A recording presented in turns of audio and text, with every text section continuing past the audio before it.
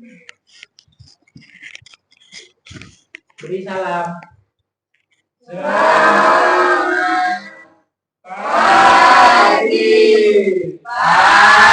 Selamat pagi anak-anak. Pagi, Pak. Apa kabar? Luar biasa. Luar biasa. Oke. Sebelum memulai pelajaran kita pada pagi hari ini, saya minta Bang Diki untuk pimpin kita dalam doa. Silakan Bang. Baik, sebelum kita memulai pelajaran, kita doa mengatakan doa dimulai. Doa selesai. Terima kasih Bang. Nah, sebelum memulai pelajaran kita, Bapak akan absen kalian satu persatu ya. Siapa yang tidak masuk? Hadir semua? Oke. Nah, hadir semua, jadi langsung saja ya kita.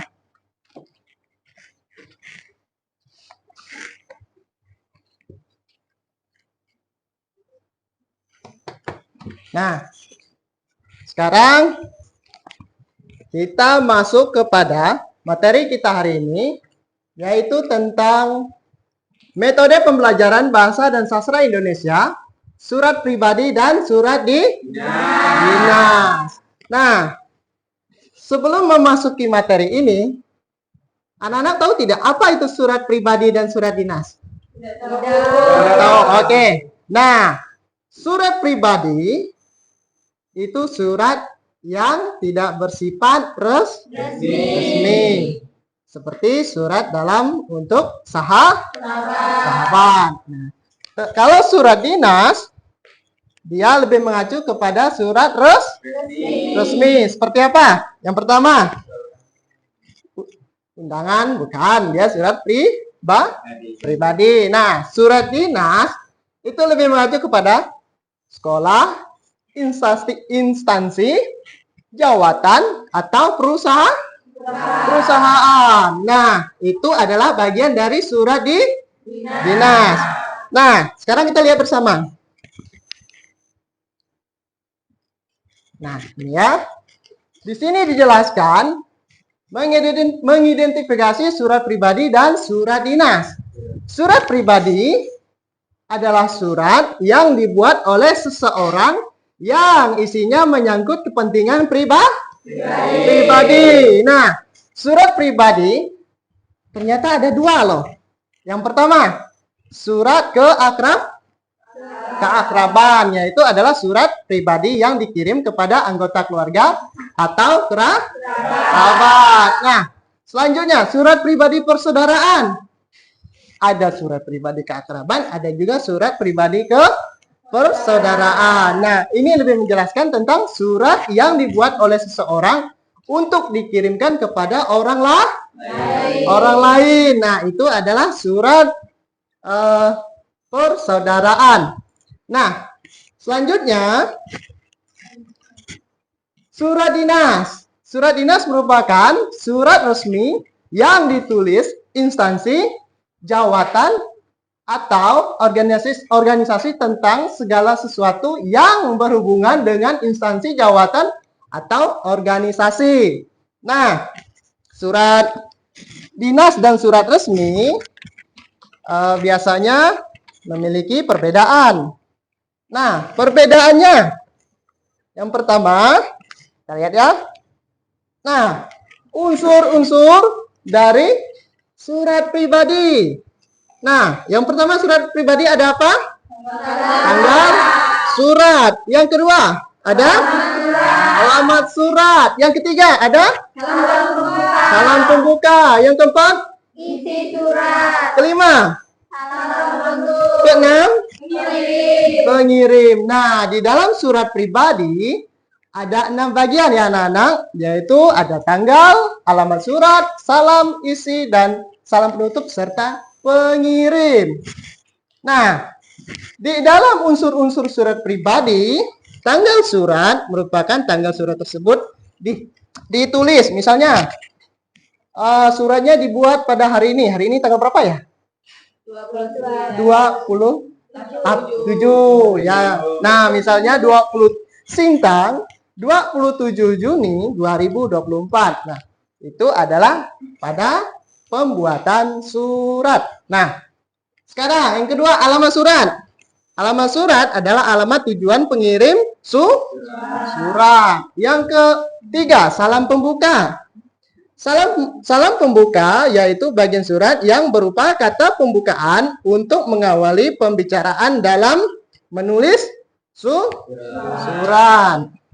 Nah, selanjutnya ada isi surat. Nah, di dalam isi surat itu terdapat 3 bagian. Yang pertama, pendahuluan. Yang kedua, isi. Yang ketiga adalah penutup. Nah, itu adalah bagian dari isi surat. Oke. Selanjutnya, yang kelima ada salam penutup. Salam penutup merupakan bagian surat yang ditulis untuk menunjukkan ungkapan rasa penulis surat. Nah, bagaimana seorang penulis surat dia mengungkapkan kata-kata yang akan dia tulis dan akan dikirim. Selanjutnya, yang keenam, pengirim. Pengirim adalah orang yang menulis surat. Nah, pengirim surat dinas terdiri atas tanda tangan, nama terang, dan kedudukan pengirim. Nah, ini adalah bagian unsur-unsur dari surat dinas. Nah, selanjutnya kita akan masuk dalam surat tadi surat pribadi ini kita dalam masuk unsur-unsur surat dinas. Nah, untuk anak-anak, unsur-unsur surat dinas ini yang pertama, dia memiliki kop surat atau kepala surat. Yang kedua, nomor surat. Yang ketiga, al surat. Yang keempat, tempat. Yang kelima, 6,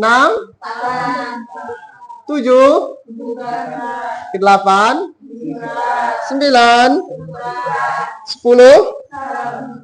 11, 12, 13. Iya, betul. Ternyata banyak ya dalam surat dinas. Ada 13 bagian. Sedangkan di surat pribadi tadi menjelaskan ada berapa? 6. Di surat dinas ternyata memiliki 13 unsur dalam pembuatan surat dinas. Nah, kop surat atau kepala surat merupakan identitas singkat tentang kantor, lembaga, instansi, organisasi, atau perusahaan yang berkirim surat. Nah, itu adalah bagian dari kop surat. Nah, selanjutnya nomor. Nomor surat menunjukkan urutan pengulasan surat baik pada suatu instansi, lembaga, maupun organisasi. Nah, lalu yang ketiga perihal. Perihal ini lebih mengacu kepada hal surat. Perihal menurut isi surat, isi pokok surat atau intisari isi surat yang harus ditulis sesingkat mungkin. Nah, selanjutnya tempat dan tanggal pembuatan surat. Tempat dan tanggal pembuatan surat menunjukkan surat tersebut dibuat. Nah, lalu alamat. Alamat surat adalah alamat pengirim tujuan surat. Lalu yang ke-6, salam pembuka. Salam pembuka adalah bagian surat yang berupa kata pembuka. Nah, lalu pembuka surat adalah bagian awal isi surat sebagai pengantar menyampaikan isi surat. Nah, lalu yang ke-8, isi. Nah, ini isi surat. Isi surat memuat segala sesuatu yang akan disampaikan pengirim. Isi surat memuat waktu, tempat, dan acara. Nah, yang ke-9, penutup surat. Penutup surat berisi harapan dan ucapan terima kasih. Nah, jangan lupa kalau udah buat surat, paling tidak ucapan terima kasih. Bukan berarti harus kasih uang ya. Kasih uang, kasih itu, kasih ini, tidak. Terima kasih itu tanda penutup kita dalam menulis surat dinas. Nah, lalu tanda tangan. Tanda tangan berisi tanda tangan pengirim surat. Yaitu kita yang membuat surat, kita yang harus tanda tangan. Nah, lalu nama pengirim surat. Nah, di dalam pengirim surat adalah orang yang bertanggung jawab terhadap instansi yang tercantum dalam surat. identitas pengirim surat dinas. Yang pertama itu ada beberapa bagian. Yang pertama itu jabatan pengirim. Yang kedua, tanda tangan pengirim. Yang C, stempel atau cap di dinas. Nah, lalu yang D, nama terang pengirim. Yang E, keterangan lain, misalnya NIP atau NIK. Jika dia tidak punya NIP, maka harus NIK. Nah, lalu jabatan pengirim surat ditulis di bawah pengirim surat. Nah, ini adalah bagian unsur-unsur dari surat dinas. Nah, sampai di sini paham anak-anak? Paham. Oke. Kita lanjut ya. Nah, ini ada contoh ya. Contoh dari ini surat apa? Surat dinas. Nah, tadi yang paling atas itu yang namanya apa? Bab surat. Lalu ada nomor Nah, ini ya. Ini adalah nomor surat. Selanjutnya ada perihal atau hal surat. Nah, ini adalah bagian-bagian dari surat dinas. Kalau Bapak kasih tugas, anak-anak tahu bisa tidak mengerjakannya? Bisa. Luar biasa. Mantap ya. Oke. Kita lanjut. Sekarang kita lihat. Nah, ini surat pribadi. Kalian tahu tidak? Zaman dahulu itu kan belum ada elektronik kan? Kalau yang namanya handphone itu di tahun 90-an itu kan masih kesulitan itu. Yang namanya gadget enggak kayak kita sekarang. Semua bebas, mau buat surat tinggal selesai. Nah, sekarang itu paling mudah. Nah, ini surat apa? Surat pribadi. Ada ditulis ya. Ini adalah surat pribadi. Siapa di sini yang pernah membuat surat untuk pacar? Oh, pernah Aster. Ya, Kak Aster pernah ya. Janganlah ya, Kak. Karena masih SMP enggak boleh ya, Kak ya. Tetap belajar giat ya. Nah, tapi kalau untuk sahabat enggak. Ini adalah contoh dari surat pribadi. Nah, di sini yang pertama itu ada keterangan tempat, tanggal, dan juga tahun. Lalu sahabatku Rina Damayanti di Kota Raja. Di mana Kota Raja? Bapak pun dia tahu. Mana ya, lupa. Oke. Nah, ini adalah bagian dari salam persahabatan. Oke. Kita lanjut. Aduh, materi kita selesai ya. Oke. Sekarang Bapak akan udah paham semua belum? Sudah ya? Oke, kalau sudah paham, Bapak akan tanya ya. Boleh? Boleh, Pak.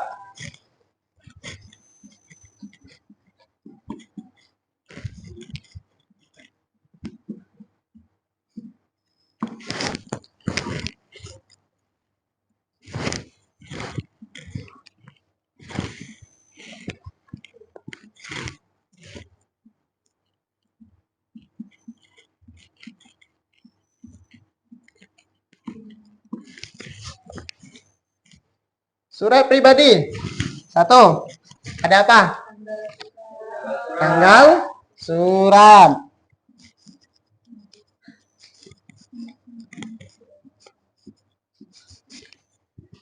Kalau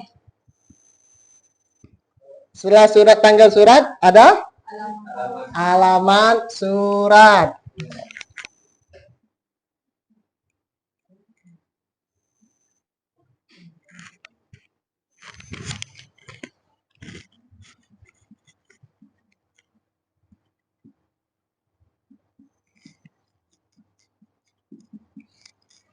Kalau surat dinas, dia ada 1. Kop surat.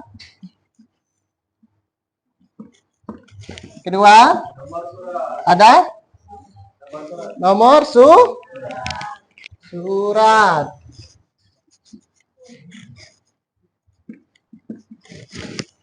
Nah, dari surat pribadi dan surat dinas, apa yang membedakan antara surat pribadi dan surat dinas? Siapa yang tahu? Angkat tangan.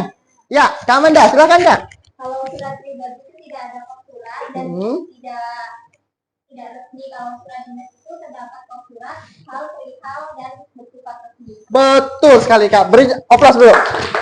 Oke, terima kasih Kak Amanda. Ya, benar ya apa yang disampaikan oleh Kak Amanda bahwa surat pribadi itu bersifat secara tidak resmi. Nah, sedangkan surat dinas dia bersifat resmi. Nah, dalam penjelasan materi hari ini ada yang ditanyakan tidak? Tidak ya, ada paham semua? Paham. Nah, tugas kalian di rumah, Bapak minta kalian membuat surat pribadi. Ya, buat surat pribadi ke teman, kerabat boleh, ke teman boleh, atau keluarga boleh ya. Nah, pertemuan minggu depan akan kita bahas bersama-sama. Nah, bisa? Bisa. Oke, karena tidak ada yang bertanya, maka materi kita sampai di sini. Mohon maaf jika Bapak ada tutur kata yang salah ataupun kurang berkenan ya. Ya, Pak. Baik, Bapak akhiri. Bapak ucapkan selamat pagi. Selamat pagi, Pak.